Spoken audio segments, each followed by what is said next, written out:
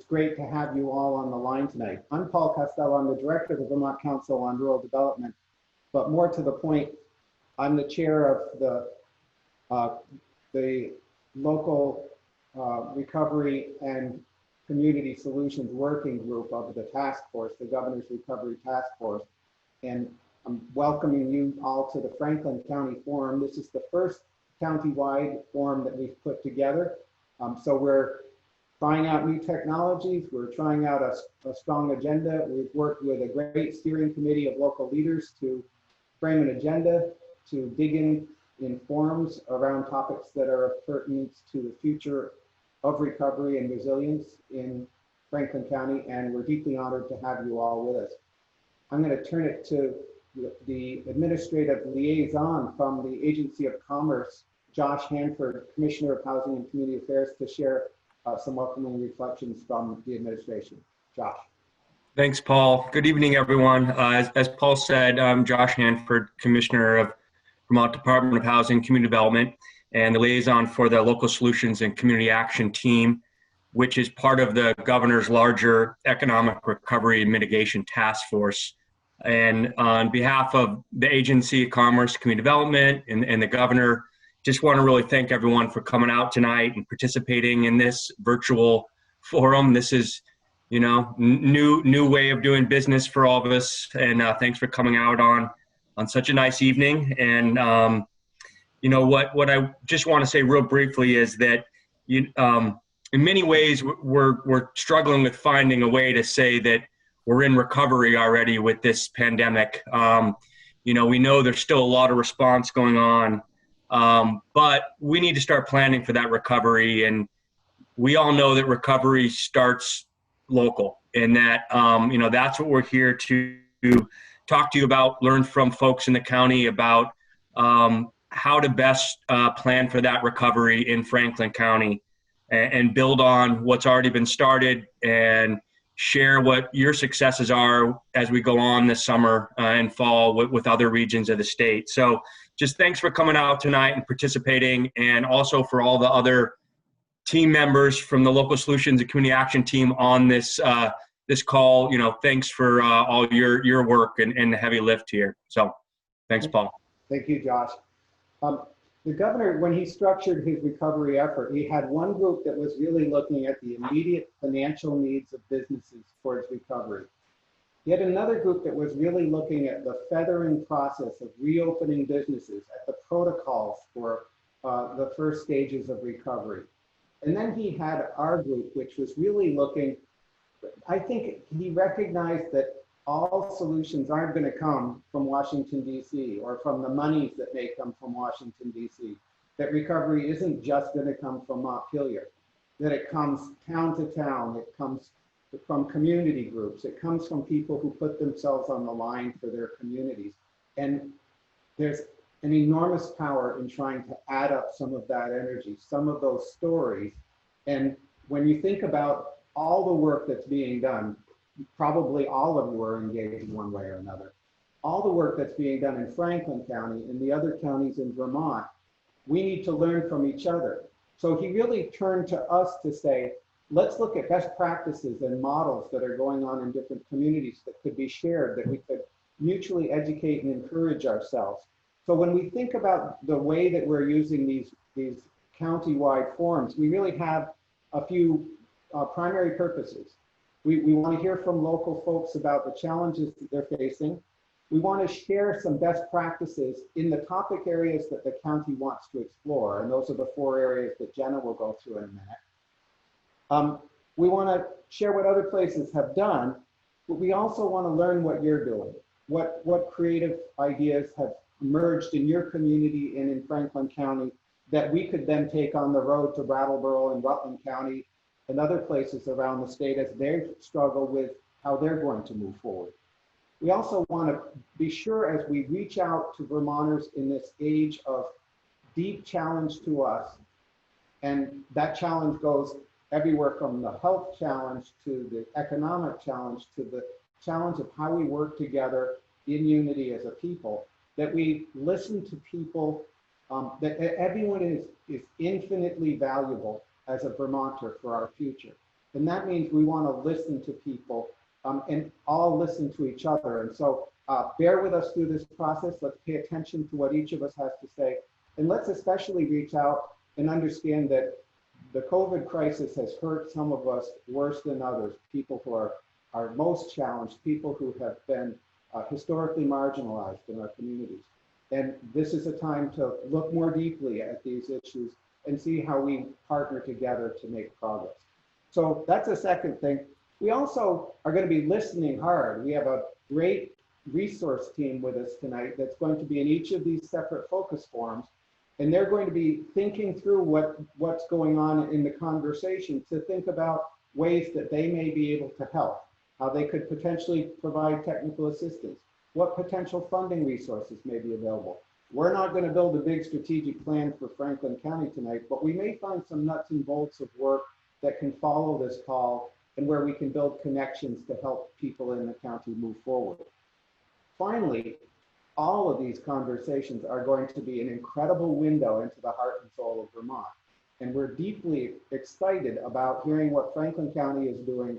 And then as we go to the next counties, as we move around the state, what are the fundamental issues that are ongoing challenges, barriers, and opportunities that we can be then sharing with the governor and the administration and legislators and other policymakers to help the state step up and meet you all halfway and help build something bigger than we can do if we're all in our own corners. So it's an awesome opportunity for us. Deeply appreciate everyone being on the phone with us. And I'm going to turn to Jenna Kolowski, who's the VCRD Community Programs Manager, and who's going to walk us through the agenda and gear us up for our breakouts. Jenna? Yeah, thanks, Paul. Hi, everyone. Thanks so much for being on the call.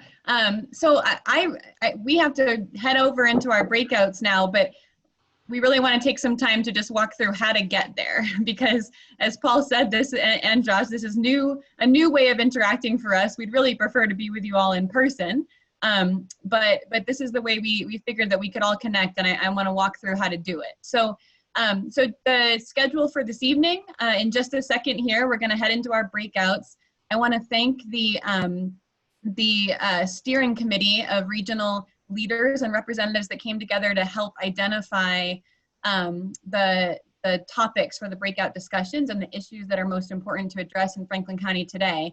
So our topics are supporting municipalities in recovery, overcoming isolation and building community connection, advancing telecommunications access and affordability, and supporting Franklin County businesses. And in each of those breakouts, you'll have a facilitator to guide the discussion. We have a series of questions we want to walk through to collect input and to facilitate the sharing of ideas and strategies. But we're also going to have some time for folks on the visiting team to share some recovery strategies that they're implementing in their region. And then at the end, to reflect on the conversation and share some potential resources and ways that they or others might be able to support the work in Franklin County.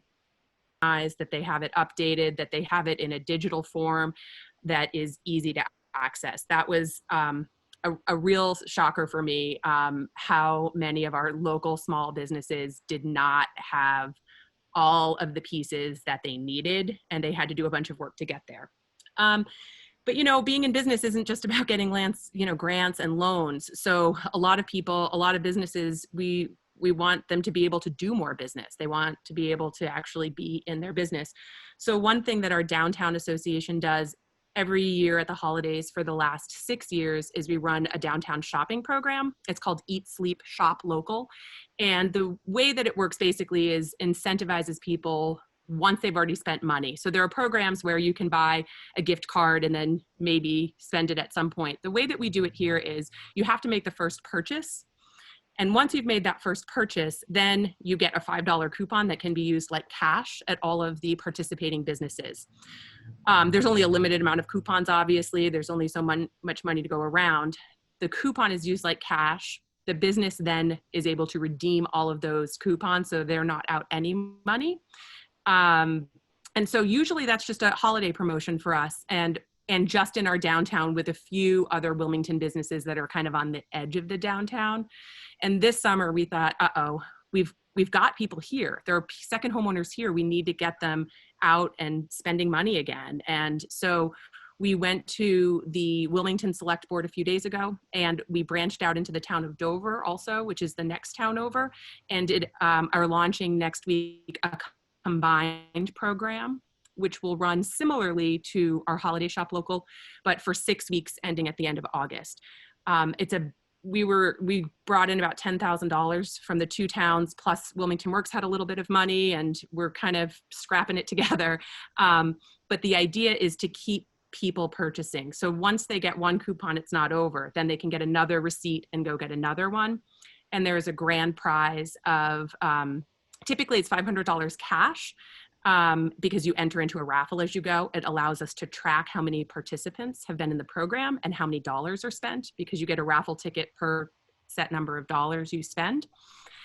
This time, because we really want to support local business, instead of $500 cash, it's if you win the $500 prize, you pick 5 businesses that you want a $100 gift certificate to, and then we'll purchase those gift certificates for the businesses. So the idea is just to remind people to get out and shop local. When we don't have our big events for the summer that have everybody kind of moving around in our local shops. We typically in the summer do block parties and, street festivals and that sort of thing. And we can't do any of that. So we're just trying to figure out a way to boost sales. In addition, so it's usually a paper coupon. And this summer we're launching an online app included. We've used a service that's not very expensive. And we hope to find a way, not for this summer, we won't be able to do it, but for if November, December, when we really don't know what's going to be happening as far as retail and going into stores, how comfortable are people going to be with that? We're looking to have an e-commerce component for the coupons as well, where you could do everything online. So that's kind of where we are here, just every day trying to come up with new ideas. It sounds like there's a lot of sparks happening in terms of creative work in Wilmington. And awesome of you to share some of that, Lisa, and get us started. You're like diametrically in the other corner of the state, almost as far as you can go in terms of driving in Vermont, because you got to go to Brattleboro and back over, right? Or it's a ways. So thanks so much for participating. The wonders of technology, we don't have to drive. I want to turn to this first part of the question, which is what do we want for our communities in this arena? And we're really in the thick of the challenge of the economic impacts on our businesses, on our restaurants, on our downtowns, on our farms. And we'd love to think about some of your long-term goals. Remember that this is a recorded session. It's a session that Northwest TV is covering. It's a session that we will be taking some dense notes to gather your thoughts and information as we go forward. And so we'd like to take about 10 minutes to think about, what are your goals for recovery when you think about supporting local and regional businesses? And I'll ask everyone to be fairly brief so that we can include as many voices as we can. We also have the chat function. So if you go in under participants, which is the best way to do this, and you go to the hand raising in the far left side, you can raise your hand. Or if you just want to raise your hand like this, I'll keep my eye out. Who'd like to go first? So shockingly, I think I will. Because I think one of the areas, and I think Lisa talked about it, is the online layer that a lot of small businesses aren't prepared for and don't have the tools or the knowledge. So and knowing that tourism is going to be a while and knowing that there's a limited market, how do we prepare small businesses for the short term and going into the future to have a online presence that is beneficial to them, that is sustainable, and that they can use on their own? So you're asking it as a question, but we could use it as a goal that they would have that online sustainable presence that would help them bridge through this challenging period. Other ideas on what we want in this recovery period. Representative Froum. Thank you. Some of the things that go through my mind is that I'm imagining some businesses are kind of reinventing themselves so that they are better serving the basic needs of their communities. You know, I think that there's going to have to be a certain amount of reinvention for businesses about what their real goal is. And there are essential needs that our communities aren't always able to provide for themselves because we're used to things being shipped from far away. And I'm wondering if there is any kind of, it sounds a little prepper, I know, but my mind goes there, especially when I think about our food systems or other things like that. So are you pointing to like the need to relocalize parts of the economy, or what's your? Yeah, because local, you know, local food sovereignty is local security. Yeah. Or, you know, there are the other aspects, like how are you going to keep warm? Well, if we're relying on something that's shipped from far away and there is supply chain disruption during the second wave of the pandemic because all the truck parts for transport are made in Maquiladores in Mexico and they've all been shut down. Yeah, I feel like we need to have a focus on really being more sustainable locally, and I'm hoping businesses are working toward that. Yeah, there could be economic opportunities there. So that's kind of a long-term towards resilience, would be localization, food, energy, and other aspects of the economy. Thank you. Other folks have perspectives on what you would hope for as outcomes in recovery. What does recovery look like?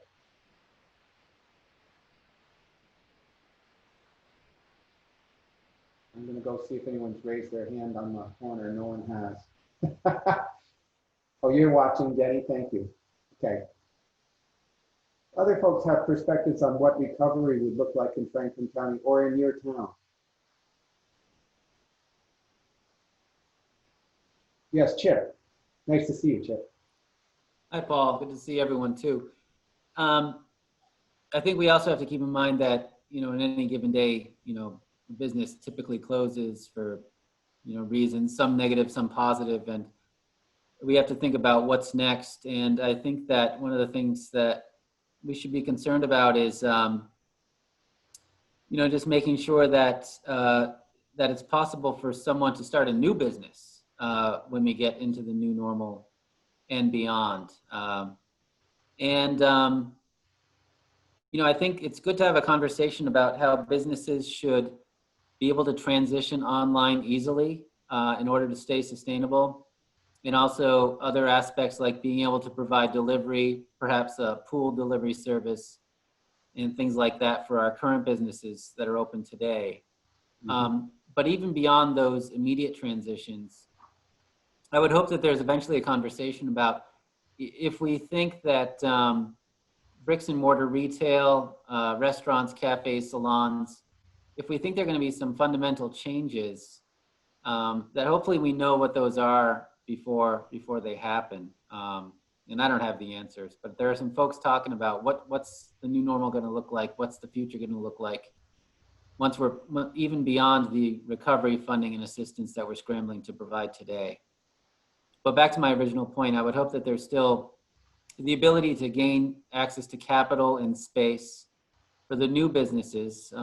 There's always going to be turnover. There's always going to be something new. Yep. As we get into whatever the future is.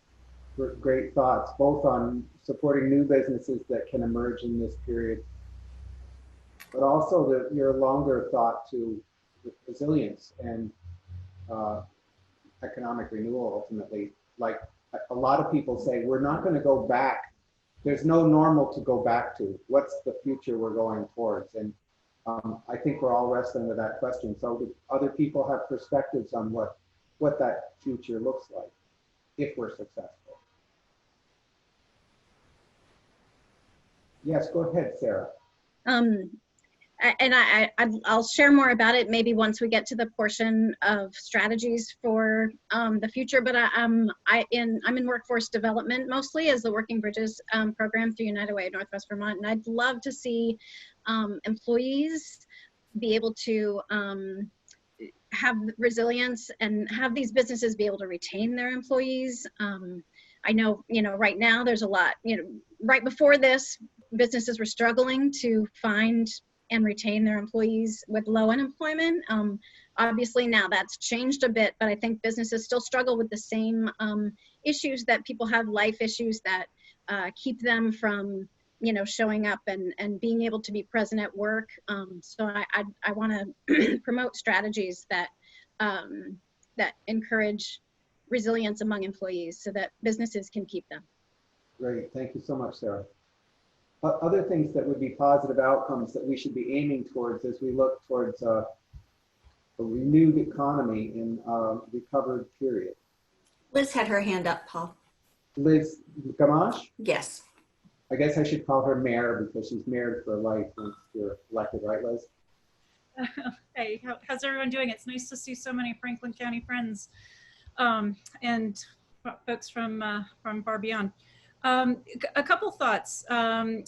Wearing my current hat with the Preservation Trust, but also the economic development hat that I've shared, that I've worn in the past in Franklin County. Really hopeful that as we recover, our village centers and downtowns are able to thrive, not just in terms of economics, but in terms of their importance in bringing us together socially. I think as much as an economic recovery is essential, our downtowns, village centers, where we all come together to gather, to celebrate, to connect, will be really critical to the social recovery that I think will lie ahead for us. So with that in mind, one of the things I wonder about is if this gives us an opportunity regionally to step up how we promote Franklin County, Northwestern Vermont, as we move forward in order to attract and invite more people to work, live, shop, play here. Great, Thanks. Thank you, Liz. So there's an opportunity to build a bigger brand identity and a greater attractive power for the county in the future. Representative Fagard, thank you so much.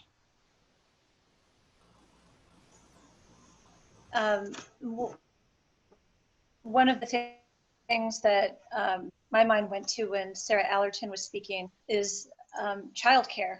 I think we're going to have a different relationship between business and childcare. I mean, in some ways different than it has been in the past. And I'm wondering if maybe some of the larger businesses are going to be inclined to have on-site childcare so that we have children that are associating with each other whose adults are also associating with each other, or how are we going to, I'm thinking with my mouth open, but I feel like childcare is so pivotal for businesses and that we have to figure out how we're going to make that work. That's going to be one of the linchpins. Thank you very much. iPad 4 is what we have for your name. But yeah, hi, Paul. This is Lynn Dickinson. I'm Representative Dickinson. Yeah, I can't figure out how to put my name on this iPad. But anyway, one of the things that I've been hearing about, and I think a lot of us have been talking about, I sit in commerce and I see Josh is here. One of the things in these recovery funds that we have has not really been there for the sole proprietor, the single employed person who doesn't have employees. So much of the money that's come down the pike is really organized and designed to go to people who have employees. Even one employee, one to many employees. But the hairdresser, the photographer, the DJ, the person who does a service that's just them. Mm-hmm. There really isn't a whole lot of CRF money for them, and this is one of the things that that our community depends upon. A lot of our communities have single sole proprietors who just, they might even call it an LLC, but the point is that they are basically, they're only employed. They're people earning a living, providing a service, and working in the community. And I'd like to hear from some of the people who are dealing with the CRF money to see, because I understand HUD has got something like that, and that's something maybe Josh can address. So our visiting team folks will share reflections. I'm sure Josh will make a note of that to come back to it when he has an opportunity at the end of the meeting to reflect on what he's been hearing. So thanks very much for putting that up. But I guess the bigger point is it would be great if more resources were going to these sole proprietors and really small businesses because they're part of the leaven of the rural economy and are critically important to our progress. Other folks that want, let's turn a corner. You know, you can add in a point of vision in the future at any point in this conversation you want to, but let's turn a corner and think about what are the fundamental challenges that your community or Franklin County faces as you look towards that long-term recovery. What are some of the things that are holding the county or your community back as you move forward?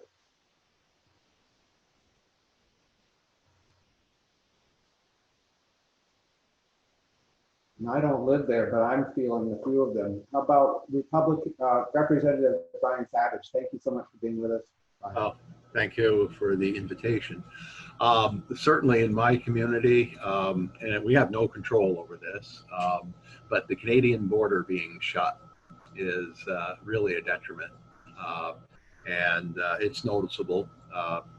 And I know we have no control over that. It's an agreement between the two countries. I know they've got their reasons for doing so, but I drove 200 miles today between New York and Vermont, and I saw one Quebec car, which in the middle of July is never seen before. So that, you know, it's just it's a problem that we have to overcome here. Yeah, that's one of the problems for recovery. Are there others that you're confronting in Franklin County or in your own town? Other problems, I think there's been not that I'm aware of yet. It's not to say there isn't. I mean, the situation that Lynn Dickinson just mentioned, that was one of my constituents has got that problem, sole proprietor, no employees. And he is in a business that basically depends on weddings and outdoor events, which are non-existent. So I would say that's, you know, a very significant problem. And as of right now, I haven't heard of any. I've just really been able to get out on the street just a little bit this week to try to see what people are saying or doing out there. But the businesses that I have been into to do some shopping of my own seem to be very busy. They would probably be busier if that border was open. But and we had a brand new business, well, a new location, the Ace Hardware, opened a few weeks ago. Beautiful store, and there's cars coming and going out of there quite often. So what town is that, Brian? It's in Swanton, right in downtown. Great. Thank you so much. Yeah. Representative Gregoire is waiting. Thank you. One, I can barely hear you, Paul. So I don't know what to do about that. Hear really well, but Brian was a little light. Liz, I heard pretty well, and Lynn, I heard pretty well, but everybody else has been kind of iffy. So you're saying, what's the obstacles? Is that what you said? Yeah. What are the barriers? Okay. So one, as Brian said, the tourism in general, not just Canada, but tourism in general, obviously is a big factor. And as has been pointed out, the fact that these small sole proprietors and certain other businesses have got no money or very little money, and they are a significant part of our economy. But the other part that hasn't been mentioned yet is that our dairy industry is struggling, and when they struggle, we struggle, because they are still, whether some people want to believe it or not, the backbone of Franklin County's economy. And when they don't have money, it impacts every business downstream. And so that's a big issue, and they need to get more support, and it's bigger than the COVID money, I think. But until there's some real shoring up of that industry, which is something we can do, we can't impact whether the Canadian border is open or not, but it does impact us. But so we gotta work on that. Can people hear me now if I talk a little louder? Okay. Yeah, Paul, we had Chip who is waiting as well, just so you're aware. Great, Chip Sawyer. Other issues that are barriers or holding us back right now? I'll just throw in with Representative Savage and Gregoire saying that we have reached the point in St. Albans where the lack of tourists Well, it was a particular issue, especially as more places opened up and there were more places to go, and the local residents had to, weren't able to support all the businesses opening up just by themselves. Although it was nice how many local residents there are who did support our businesses. It's getting a little better, but the border issue with Canada is a problem. But I also like to say we've heard a lot from some businesses who feel like they've been put in a really sticky situation with masks and other behaviors that are suggested or mandated by the state. You'll as a business, you'll have some customers who don't want to wear masks, and you don't want to turn them away. And then you'll have some customers that do want to wear masks and would like to see everyone else wearing masks in order to feel comfortable. And when they see the people not wearing the masks in your business, they will turn around. And I'm sure this might be a situation where a couple, things, like it may happen once or twice, but it's something that the business owners really remember and it really sticks with them.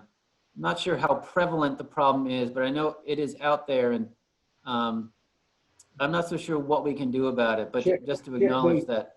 Does St. Albans have a mask ordinance or a mask rule? No. Okay. No, we don't. Nothing's really been presented formally to our city council to consider, but it's more, just when you're talking to folks, they say it's to business owners. They're in a really interesting position, because even when a municipality does pass a mask ordinance, the business owner is always going to be the one to push the button. If they want it enforced, they're going to have to be the one to call whoever's supposed to enforce it. So just the mask issue in general, whether there's a law in your community or not, it puts the business owners in a tough situation. It strikes me, Chris or Chip, that behind that is a couple of things, and one is anxiety over that there's underlying anxiety that a lot of people are carrying, and then the other is that people have pride and want to be independent. They don't want to be told what to do either, and so that there's these natural tensions to the challenge of the time that we are trying to sort out, it feels like, as a society, and it's not easy. Do other people have perspective on that as a challenge, or other social cultural challenges that are part of this? Representative Fagard. Thank you again. I know there's another breakout session covering this subject exclusively, but the high-speed internet is definitely a challenge, especially if there are businesses that are trying to convert to internet sales. One of the businesses that I recently made a local purchase from is Capital Kitchen in Montpelier, and they just went online, but they have great internet. And so I'm thinking of some of our Maple operations who until now haven't really had to try to be retail and online. I'm thinking of one in particular that had a lot of commercial sales that all completely evaporated back in March. But I'm imagining there are a number of different types of retail businesses that are very challenged if they live outside of a village center and they have lousy internet, and they need to get up and running so that they can supply their product to the outer world. And I should have waited until now. Childcare. That's, if you can't get people to work because they can't get childcare, that's huge. Or if the schools end up not opening in the fall, if we're in a place where we can't have our schools occupied, children are just really good vectors. Thanks for that. Other challenges or barriers to recovery that are sort of systematic problems that are going to be needing to be looked at? Representative Gregoire, thank you. I put my hand down here. There we go. I know it's been mentioned earlier on, but workforce development is a huge issue. It was way before COVID, and it has been deteriorating for 20 years or more, really. But to find employees is hard enough. To retain employees, super hard. To train employees, exceptionally hard. and to have communication with employees is very difficult. And no matter how much you pay. I mean, I've been in around the industries that pay a minimum wage all the way up into the startings of $30s or $40 an hour. And it's all the same issues, just a little tweak here and there. But those issues are getting to be very difficult for businesses. And it's hard to run a business, even if you have customers coming in the door, if you're not having your employees show up. So I think that we need to do a lot more in the realm of workforce development, training, lots of other stuff. Terrific. Thank you. Other barriers that you're seeing today before we start turning to describe some of the positive practices that are going forward now? Yes, Sarah, go ahead. Something that we see over and over and over, yes, childcare for sure. Transportation has always been one of the hardest things that keep people from getting to be able to be retained at work and be good employees at work. And it's hard in this very rural county. And then COVID, made that even worse with the reduction in carpooling and public transportation limits. So I do think that retaining employees, if they don't have support with keeping their transportation or support, just car repairs and winter tires and things like that. I think that's one of the biggest barriers that we see. Thank you so much. Julie Wolcott, you had your hand up for a moment. Do you have something you'd like to share? Yeah, thanks, Paul. I'd like to a little focus on the ag sector. They've I think pivoted pretty well, at least the direct marketing folks, and I think that's a future challenge is to how to keep that businesses going with direct marketing and distribution. I know the dairy sector is having a hard time, but I think other businesses in the ag sector are really doing a booming business now because they've gone online, they've set up farm stands, all CSAs are sold out. I just would like a little focus on those businesses so they continue to be successful. Thank you, Julie. I know you live in Fairfield, the heart of dairy country in Franklin County, and we know that the legislature has worked hard to find resources to cover dairy farm losses, but that the amount of resource that's been available is a fraction of those losses, and the business model is still challenging as you look at the price of milk this next month and the month after. Do you have a perspective on how dairy farms in Franklin County are doing and how they're handling that pressure?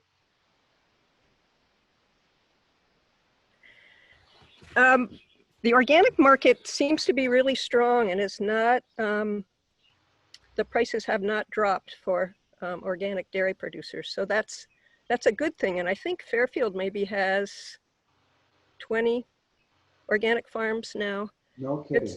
It's the larger dairies that are struggling the most. So I don't know, and it's maybe not just money. I think there may be best practices for farms that maybe could help them. Pasture rotations, grazing, grass-based, all benefit dairies and benefit the land. And I see a little more of that this year than other years. Yeah, I think organic dairies are really doing well. Conventional dairies are hurting. Okay, thank you so much. Let's turn a corner. And if you have another challenge, obviously we'll drop it into the mix and we'll record that. But let's think about what's going on in your community or in Franklin County that's helping recovery move forward. What's something cool that you're seeing or you're doing or you're engaged in, or that is a story that could be shared to other towns in the state to help them move forward? I see Darlene has her hand up. Thanks, Darlene.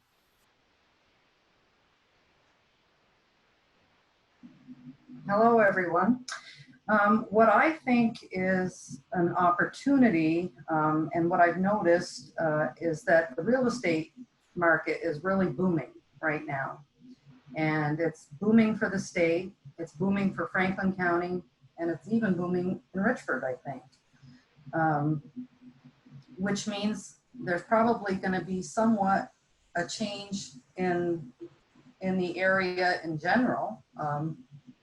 And the other thing that I wanted to talk about was the tourism. I realize tourism is a problem because we're not getting the Canadian traffic or as much out of state traffic.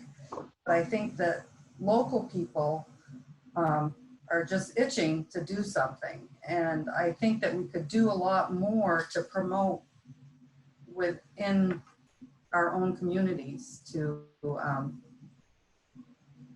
encourage business in Vermont. Really capture our own tourist market. I've never been to Wilmington. Yeah, it's a beautiful place to go. And there's lots of beautiful sites in Franklin County, that's for sure.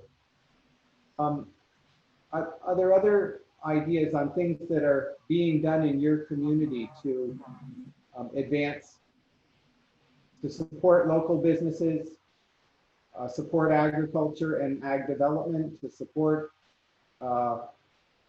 tourism, to think creatively? You know, different towns like Bennington have built wash stands in front of stores. Different towns have been shutting down their main street and having racks of clothes pulled out into the street, and restaurants using the streets much more than they ever have in the past. Towns around the state are really reimagining how they open up in an age where people are still distancing, and where a lot of people don't want to spend a lot of time inside shopping. Representative Gregoire. Well, and it's not something that the community is doing, but it's the people in the community. And you just mentioned it is, and I don't know how well it's working. It looks like it's working pretty well. Is all the restaurants that were, some of them weren't successful, but other ones are successful doing curbside and some outside dining. We don't have a lot of, Liz would know more about this, but there's not a lot of space to sit down. But they are doing, some of the restaurants are doing that fairly well. But the curbside, for a while at least, and I think still now, is pretty big. And the fact that you can't do anything else, you know, it's, we go out to eat a lot more than we used to, just because it's like out to eat. I mean, we go to curbside. But I don't know if that's really helping, but it seems like something that's a positive, that the businesses were able to swing into or change and adapt to fairly successfully. And maybe that's a lesson that other businesses could take, you know, if it is working well. I mean, it seems like it does on the outside. I haven't went to the owners and asked them, but. Sort of like curbside takeout, and bookstores doing curbside takeout, and other businesses doing that sort of thing. I know it happens here in Montpelier. Are there other places doing that up in Franklin County? And I would say that if I can just, some businesses don't loan themselves well to that. I own a convenience store, and there was other convenience stores in the county that tried to go through the window and stuff, and they were not successful at all. It is extremely hard to buy. You know, Hannaford To Go has got a whole staff, but for a small convenience store to do that, so you have to, you know, adapt within your realm. But there's certainly ways that we can take lessons from those things. Great. I noticed Chip has a comment about the staycation idea from Darlene. Is anyone capitalizing on that staycation idea and advertising to Vermonters? Trying to set up deals and Representative Fagard, and then we'll go back to you, Representative Fagard. I haven't seen businesses doing that, but I can tell you that, you know, on July 4th, being out in St. Albans Bay over to Burton Island, it was full. There was a lot of activity. So I know people are spending time enjoying the wonderful vacation aspects of Vermont. So I really hope that some of the businesses have been able to advertise successfully. And the mention that we have a booming real estate market right now. It is largely out-of-staters that are driving that. And so I'm hoping that when they arrive, and a lot of them are making purchases sight unseen, that they quarantine, and when they're healthy, that they will do lots of staycations. Okay, thank you. Are there practices going on for downtown commerce or for agriculture that have changed with this crisis that are good models of work that are happening in your communities, or working groups that have helped people in your communities have access to food, or businesses that have done good things to help their neighbors at this time of challenge? Or are there people who've been shopping especially local? Are there buy local campaigns or any of that sort of thing going on in the county? I'll go to Sarah, and then Jenny, did you have your hand up too? No, okay, Sarah. Yeah, hi. So like I said, for those of you who don't know about Working Bridges, it's a collaboration, an employer collaborative. Most of the employers are in Chittenden County, but I also do resource coordination for Northwestern Medical Center that's here in St. Albans, Vermont. And so we are a team of community resource specialists and financial coaches who go to businesses and help employees navigate life situations like transportation and childcare and housing, and financial issues, mental health, healthcare, all of the things that make it really difficult for employees to stay and keep a stable job and stable employment. And we've seen such success with our launch at Northwestern Medical Center and the support of those employees, which was extremely critical during they just had to lay off a whole bunch of people, as many in the healthcare sector are constricting, and those so here to support, became, an expert on the unemployment system, which was not on my bucket list, but just that's a success. And it's available to other businesses. We want to grow more into Franklin County, and our model is typically, a longer term partnership, but we've developed a crisis plan that we could deploy our resource coordinators to different businesses in Franklin County, and other counties too, Franklin, Grand Isle, Chittenden for us, but Green Mountain United Way has the same program. There's 23 different large businesses that use resource coordinators to support their employees. So it's been really, really successful. Liz Gamache was actually a partner with us did a ton of work on our business plan. If anybody wants any more information on how to connect with us and have a start, supporting employees at different businesses. Sarah, we heard some testimony about this as a commission. And are you trying to expand your work? Yeah, we have capacity to expand and support more businesses, especially during this crisis. So yeah, we would love to add more businesses in and support them through this crisis. Yeah. Great, thank you. Are there other good things going on, or other positive efforts around recovery that people should know about in town and beyond? So Representative Gregoire, you've been waiting with your hand up electronically, and then Representative Fagara. All right. I think it has kind of been mentioned, but being in the store all day and just being in the community, I hear a lot more people trying to buy or interested in buying local food. The interest, as Sharon has already mentioned, has gone up dramatically. I'd like to see the numbers. I got some talk to some people, I guess, in the farmers market and see what their numbers are looking like. But as far as Julie mentioned it as well, like some of the especially non-dairy farms diversifying and good farm stands and online sales. I know that some of them have had a lot of success, like selling the beef and other stuff, because people didn't want to buy the beef coming in from across the country. Plus there was if you guys are aware, but the beef prices went up dramatically. The beef that you would make a hamburger with was $8 a pound, wholesale. So people were buying local, and I think it's going to continue.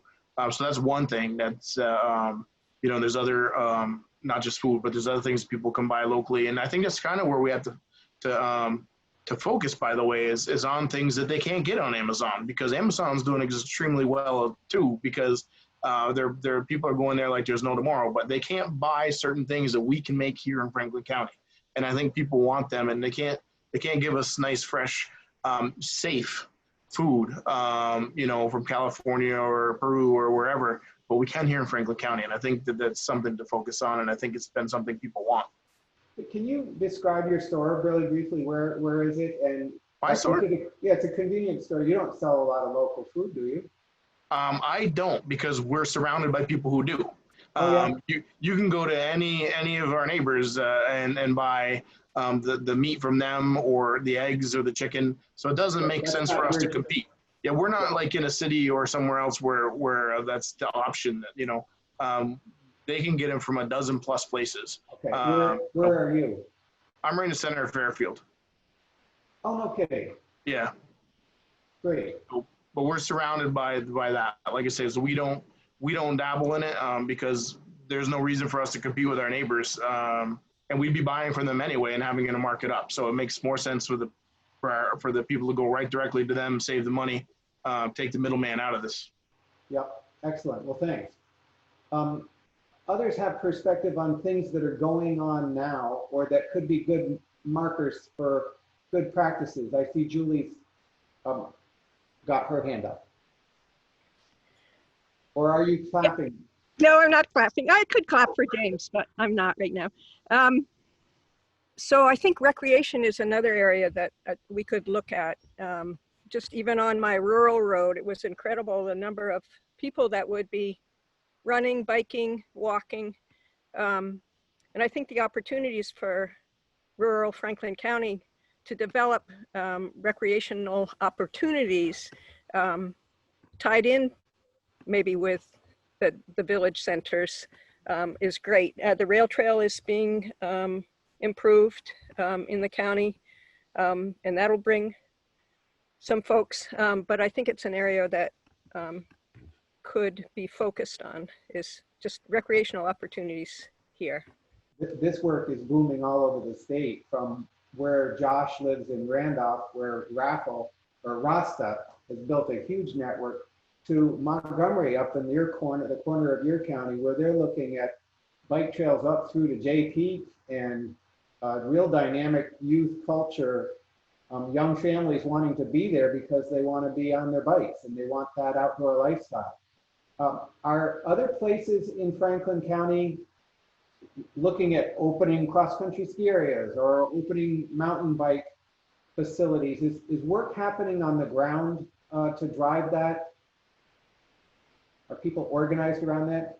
Chip, is St. Albans doing anything in that arena? I know you've got some great outdoor assets there. The town of St. Albans just unveiled some great improvements to the town forest for hiking and mountain biking and otherwise. Here in the city, we're also focused on the Missisquoi Valley Rail Trail. It ends right outside the city, but we know it's a great regional recreation connection to us. So we're engaged in efforts to provide more wayfinding and informational resources for users of that rail trail. But yeah, I think overall in Franklin County and in my community, there's a general sense that the recreational resources should be invested in. You can't do it all at once, and you have to, you know, take it as you can afford it. But it's definitely it's a well understood amenity and economic driver around here. Yeah. Okay. So people may think of additional interesting things that are being done that are good practices or best practices in towns or countywide to move things forward towards recovery. But let's think for a minute about things that aren't being done. And we can be a little blue sky or we can be small and practical. But let me read the question we've got next on the agenda here. What are your ideas for additional action still needed locally, regionally, or at the state level to address the challenges you're facing in recovery and to work towards equitable economic recovery and renewal for the future? What needs to be done? We'll start with you, Darlene. Thank you. So I heard somebody else mention that the dairy industry is suffering, and I am aware of a dairy farmer in Franklin County who I believe she received a grant and has purchased equipment to pasteurize her own milk, and she'll be selling her milk from the farm. And I just thought that was a really interesting way to address the getting dairy locally. Yeah. By purchasing the equipment to process it properly and then be able to offer it in your own community. Set your own price rather than have to take the commodity price which is in competition in a global marketplace, essentially. Lisa, did you want to say something? Liz, then. Yeah, on the subject of the opportunity and the interest and people from other areas, other states, buying real estate, coming to Vermont, I think it creates both an opportunity and alongside that some very important parallel challenges about what the ripple effects and the impacts would be. So if we think of it as an opportunity, how can we prepare, how can we plan to not just let it happen to us, but to be welcoming, to invite the potential for people to come here who want to invest in our communities, while at the same time recognizing that could create some pressures for those of us who are already here with tight housing, et cetera, worried about costs that might see upward pressures. But if it's an opportunity, how do we take it? And at the same time, and not let it just happen to us in a way that we might not want. What do you fear the most, Liz, as you think about that picture? I think gentrification. If we were to start to have folks from out of state coming in, I think we're already starting to see some of this happening, where prices are for real estate are, at least for the moment, going up, and that worries me about what it means for those of us who are here and making wages on the Vermont wage scale, and not coming from another state where somebody has a equity in a home that they're able to cash in on and then use it. But there's an advantage to bringing folks who are willing to make an investment in our community as well. They may be some of the future business owners, and they will be spending money in our businesses. So it's pros and cons, and it feels like opportunity. Yeah, done right. I know the feeling of wanting of what you described of not wanting it just to happen to us, but I'm not sure what we do to plan and manage it either, which is kind of a fundamental challenge in a democracy.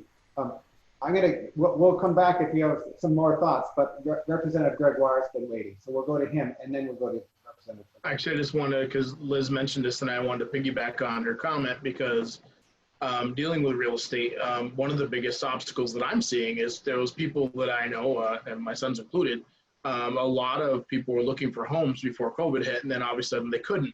Now they can't afford them. Yeah. Their prices have gone up so high they cannot afford them. And that's good for real estate, by the way, for them, for the realtors. It's good for those people coming in who want them. I can tell you from experience that I know a lot of people from other states who've moved, and I have good relationships with through, because I've been a property assessor in town for 17 years. And I've talked to them and they say, hey, listen, we thought it was a great deal from where we're from, because the prices are so low, but they didn't know what our market sales were, our market prices were. And so they paid, and they're happy to, way above what a Vermonter would pay. Yeah. The problem on the flip side is that there's a lot of Vermonters who can't afford to pay those prices. And that is a real challenge. I don't know how you address it, but it is a huge, huge problem. So when you talk about that as an assessor in Fairfield, what kind of What kind of level of increase are you talking about in terms of the assessed value?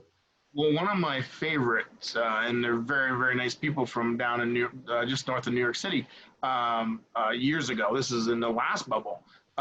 They paid somewhere around $250,000 more for a property than what the fair market value would have been.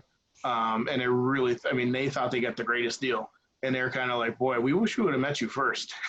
but they had the money, and then it was nothing to them compared to what they sold their other house for. But nobody here could, and it was more people. Like our whole pond, by the way, Fairfield Pond, it was all farmers, had second camps and stuff. Now almost nobody can afford to live there because the houses. And by the way, I don't begrudge anybody for this, but the people with money are coming in and they're building it, and now the Vermonter on the regular income can't afford to be there. So there's always, and it's good, by the way, but it's also just that it impacts other people, as Liz said, in a very negative way. Yeah, well, and it produces a certain tension for people who are frustrated by the way the economy's not really working for them, I would say. Is that fair to say? It creates frustration, and I understand. And by the way, I'm a very, like you do what you want with your property type guy. So I'm not begrudging anybody that. I'm just saying there is an impact, and we have to be aware of that. And I understand what it's like to be on the other end and to be able to say, I no longer can afford something I thought was within reach. Yeah. And that's not a good feeling for somebody to feel. Yeah. So we're looking for other things that would support businesses that's really not being done yet in your community or in Franklin County. We're looking for ideas. Representative Spagard. I think it would make a lot of sense for businesses to collaborate with realtors so that when there are new homeowners, they get some kind of welcome package to start building those connections with the local businesses immediately so that the new owners don't default to driving to Costco. You know, getting a really nice kind of not shiny, slick, big city kind of welcome package, but you know, a Vermont welcome package. Maybe it's got one of those little bottles of the nice maple syrup in it. And maybe they get it when they close on the house. I don't know, but yeah. I think there are opportunities to help these people who have decided that they want to make Vermont their home, yeah. Aware that we have businesses here that are very happy to have them move in. Yep, a little bottle from Julie Wolcott's place with a sign that says, and here's how you order online. Exactly, exactly. And Julie's been waiting to go next. So I don't know if education fits into this Franklin County business category, but I think they're going to be really, school systems are going to be really struggling in the fall. The guidelines don't permit a lot of community access to the buildings or to the students. And I think that's going to be kind of detrimental to the community connections that schools have. And I don't know how that can be resolved. But I think it should be. I mean, because communities, the school is the community. Yeah, is that going to interfere with things like farm to school and the getting local foods into the food system, you know, the school food system and stuff? In terms of Fairfield, it will really impact the outdoor classroom program where we have gardens on site and a sugar house on site. Yeah, I'm not sure how we will be able to operate those programs for the next year. What a shame. I'm going to go to Sarah Allerton and then Representative Dickinson is next. Right, you said it could be blue sky, pie in the sky ideas. From the work that I've done, you know, there are, you know, supports and subsidies for housing and food and childcare and power and healthcare. There's nothing, and back to transportation. There's just, you know, beyond public transportation, funding doesn't ever go for private transportation. And, you know, I will, you know, fervent, you know, climate change understanding. Still, we live in a rural county where it's necessary. And if there was something like a healthy car fund that could support working people, the people who are over income for eligibility for programs to just, help with that $300 car repair, the winter tires, maybe a small amount toward a purchase sometimes, would make a world of difference. During COVID, people the small percentage of people that had an emergency fund blew through it. And now their car breaks down and they can't go to work and they lose their job. And so it does circle back to business. That's my dream. Someday when I hit the lottery, I'm going to set up a healthy car fund. But barring that, I would love to see some governmental money go towards something like that. Yeah, thank you. VPR did a study just before COVID, interviewing hundreds of Vermonters and asking, if you had an unexpected $1,000 cost burden on your family, would it put your family over the brink into crisis? And 40% of Vermont adults said yes, it would. That's dramatic, and certainly we've seen upturned lives for a lot of people. So thanks for that. And Representative Dickinson. Yeah, thank you very much, Paul. I want to really comment on Julie's comments about education, which is, in my mind, really key. We're going to be faced with some real difficult choices about whether our kids can go to school or how they're going to do this. And just the little bit we've done since March has shown that it's difficult for parents who may or may not be working from home to also be homeschooling their children or supervising their children, that it's going to be a really imperative, and I know the governor is working on this, to go and make it possible so we can send our children to school safely. The education, one-on-one education, the group education, in face-to-face education you get in the schools, and the things you learn in all of the things in our schools every day, whether it's activities and sports and academics, all of that comes together and is really important for our young people. And it also has an impact on the workforce. The best way to go and get yourself, the best social welfare program we have that allows people to go and do better is a good education. And if you can get skills and go to school, we've got I sit as a legislative trustee on the Vermont State College system. And there is a graph that the legislators are very familiar with that the JFO puts out every year when we go back in November to hear about the economy. And it shows the peak of the population of K through 12 was in 1997. And it's almost like a 45% angle coming down to where it is now. I mean, these are students that we have lost, 30,000 students over the past 23 years that has just decimated our situation with paying for our K through 12 schools, and it's decimated the Vermont State College system. I mean, these are their feeder schools, and there's not enough of them. I mean, these aren't people who moved away. These are people who just don't exist. And so we have a problem with our state colleges that, coupled with the fact the state doesn't give any money to the state colleges, in the past 40 years, it's gone from 50% to 18%. And these are the people who work in our communities. These are the people who go and run our businesses. These are the people who are our teachers, our nurses, and the young people are voting. They're voting with their feet. BFA did a survey back in 2014 and showed that 43% of the students went to CCV when they graduated. These are seniors. These aren't adults. Yeah. And like less than 20% went to the residential colleges. So what do you suggest they can't afford it? Should be done with Representative Dickinson? Are you suggesting we should? I think we have to sit down and listen to our customers and do the things that are going to help them, because the state doesn't have the money. We didn't have the money. We didn't spend the money on this form of important asset to our state when we had the money, when we had waterfalls.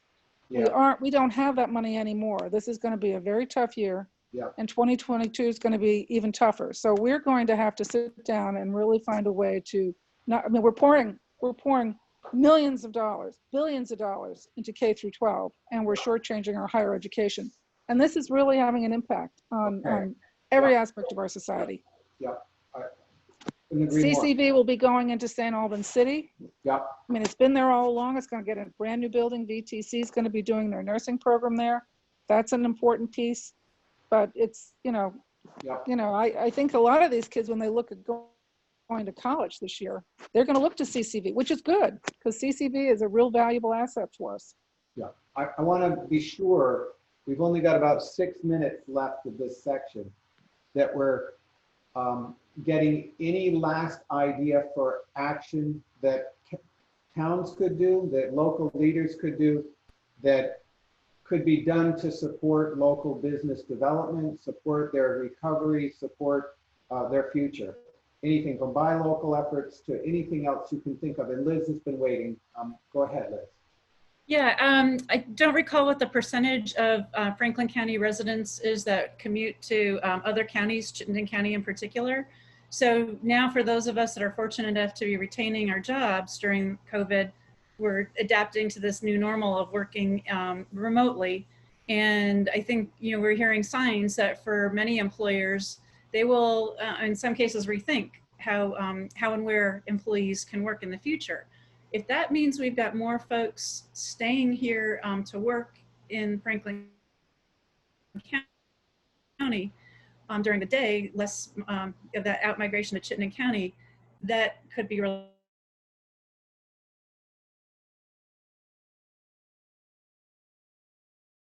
And what I've heard from others is that as great as it is to work from home, we don't always have all the amenities at home as in the workplace. So my thinking is, as we come out of recovery and we can start to become more socially not so distanced, co-working spaces, places where people can work from home in their office if they want to, but also have access to go so shared equipment, good technology that can keep them here in Franklin County. In St. Albans, for example? Not yet, I don't think. Not yet. Okay.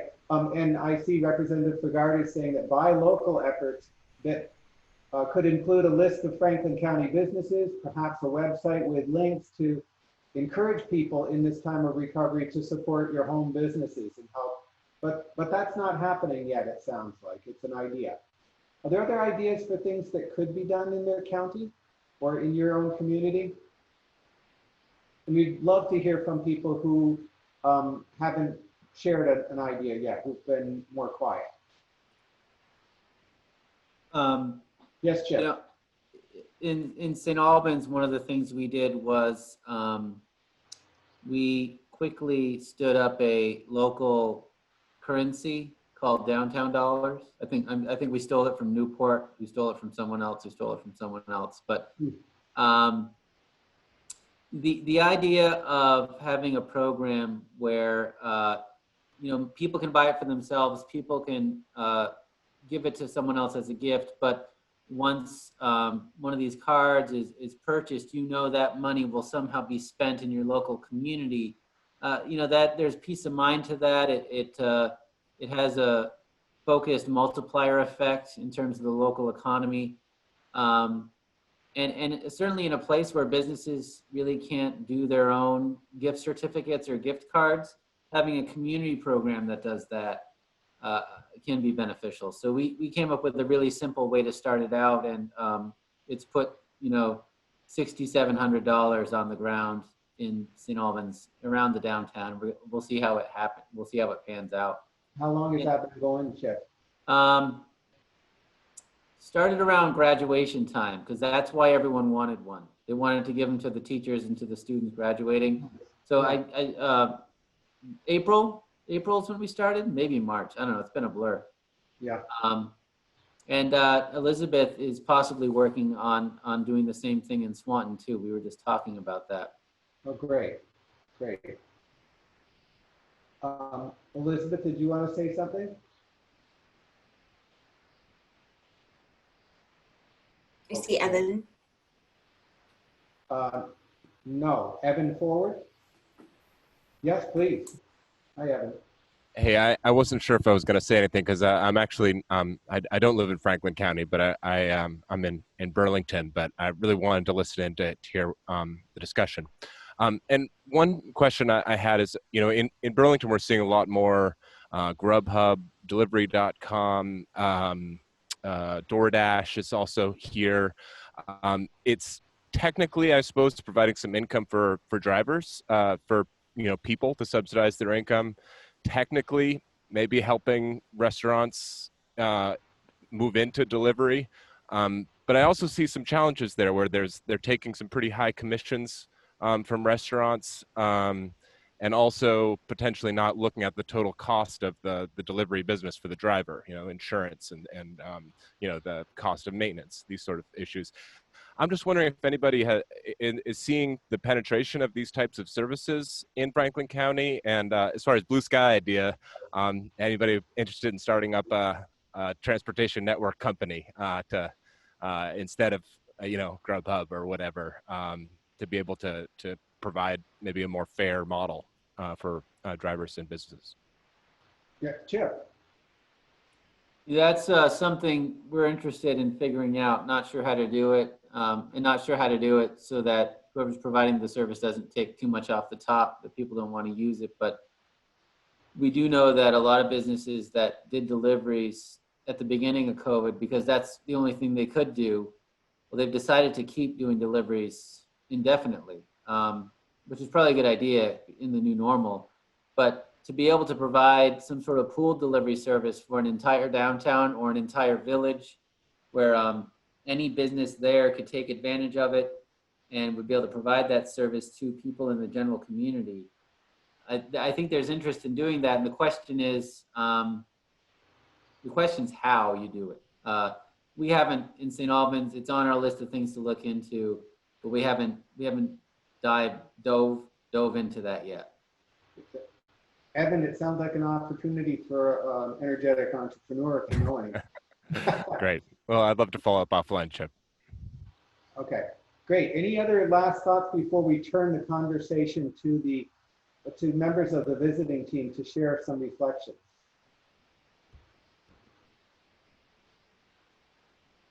Any other ideas about things that aren't being done yet for recovery that could be, or needs that you have that aren't being addressed? Darlene, yes, please. I am worried about what will take place when winter starts to hit. Right now, people are able to move about somewhat outside and get close to people from a distance, 6 feet apart. But once we're all inside and it's 20 below zero, it's going to be a lot more difficult to have that little reprieve and go outside. So I am worried about that, and I feel like that's a challenge that everybody should be thinking about. Yes.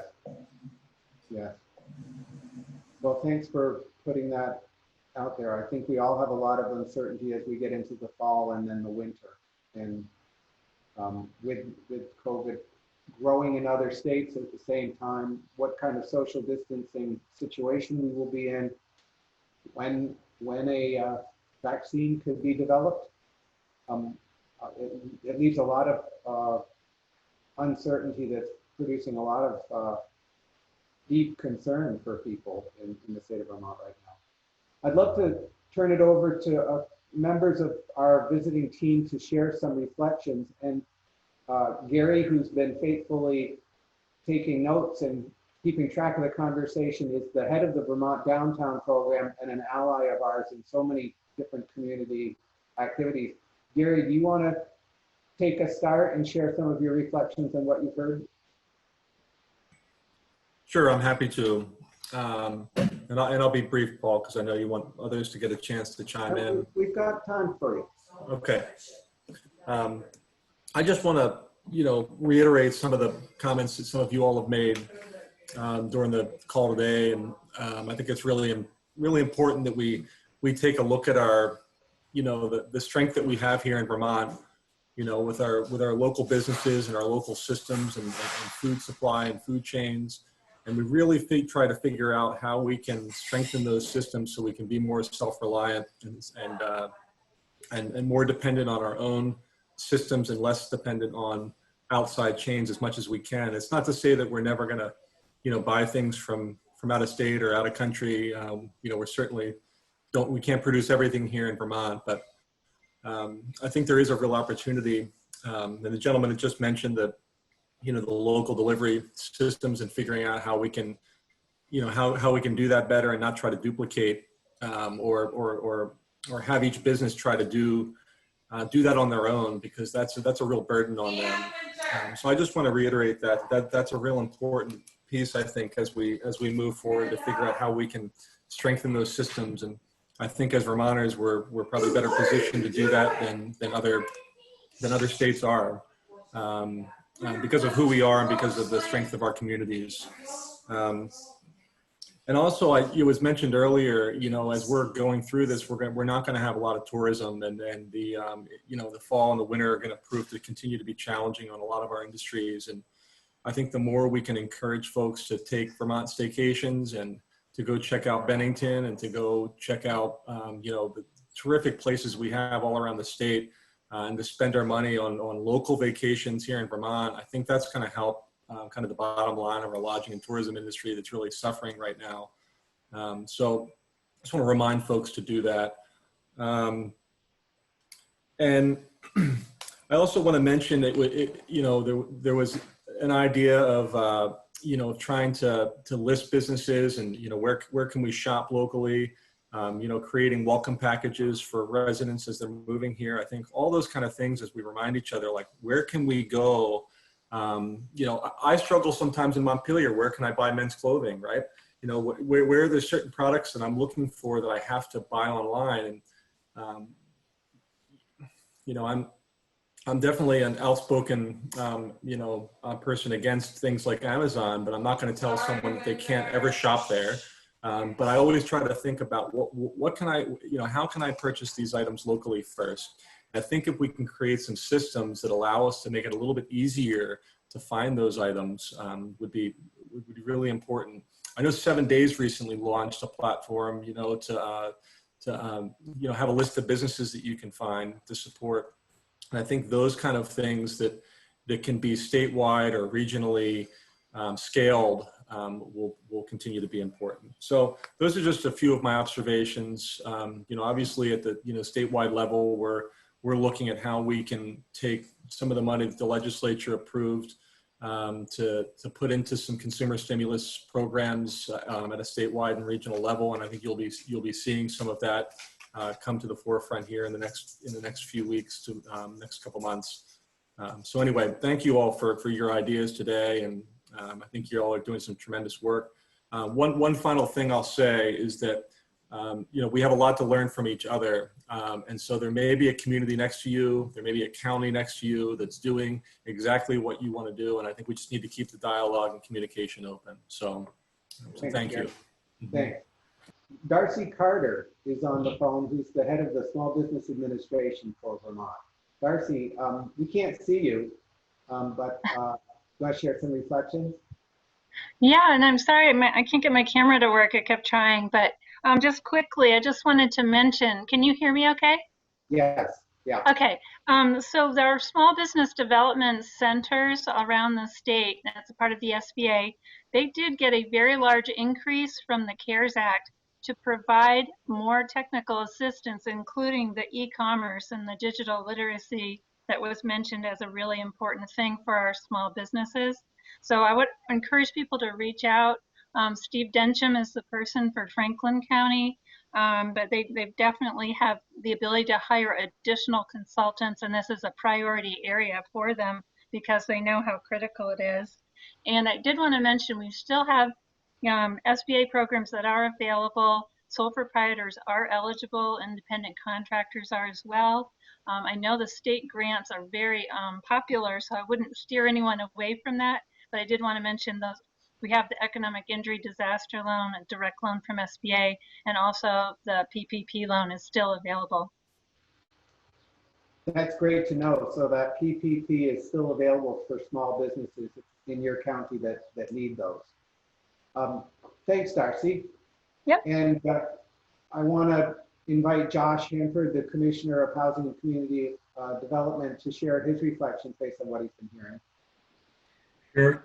Thanks. Lots of good discussion here. I want to not forget about the sole proprietor piece. That is been a very popular topic recently. The CRF money is a big slug of money, and there was, a host of different proposals, from governor working with the legislature, and, this sort of thrust of some of that money changed a little bit in the very last hours, and this piece is a problem, and there's many people working to fix it. There is some CDBG corona relief funding that is going to be available to sole proprietors.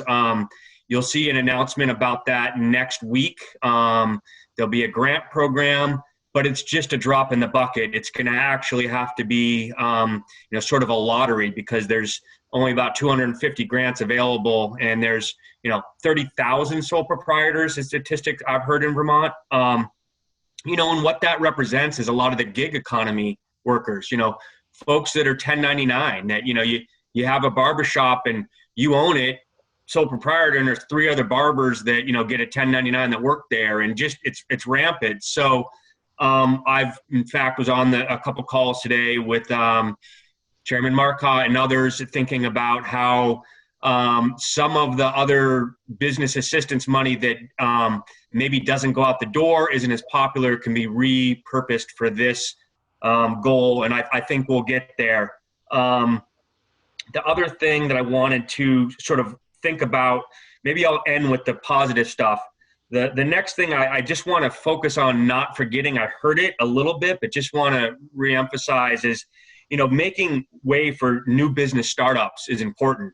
Folks that, sometimes during the most challenging times when things are crazy, you have the best entrepreneurs come out of the woodwork, and they find a way to succeed, and they find a niche, and we have to make room for them. And at the same time, this sort of keeping the anchor businesses that make our regions go. There's large employers that need ongoing support as well. I know there's, Leader Evaporator, for example, in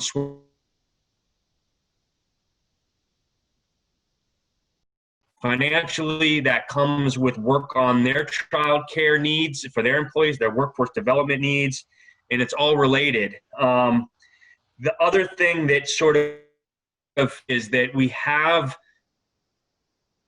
dynamic that connects to, broadband availability, and what type of worker are you?